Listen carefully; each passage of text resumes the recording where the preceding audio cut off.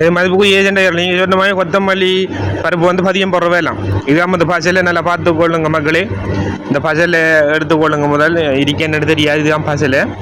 இந்த பசலை வந்து பார்த்தீங்கன்னு சொன்னால் மரத்தூசியில் வந்து செய்யப்பட்ட எல்லாம் போட்டு கலந்து செய்யப்பட்ட பாருங்க இன்னும் பச்சை செழிப்பாக வந்து பளவளப்பாக வந்து ஜொலிக்கேண்டி முழுவதும் வந்து கொத்தமல்லி இலை முதல் வந்து பசலையை கீழே போட்டுக்கொள்ளுங்கோ, இல்லாட்டி மரத்தூசி அள்ளி போட்டுக்கொள்ளுங்கோ.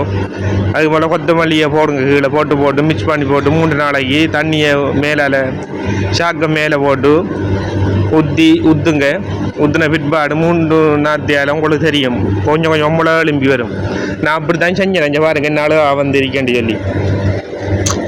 இப்படி தான் கொத்தமல்லி பருப்பை வந்து நம்ம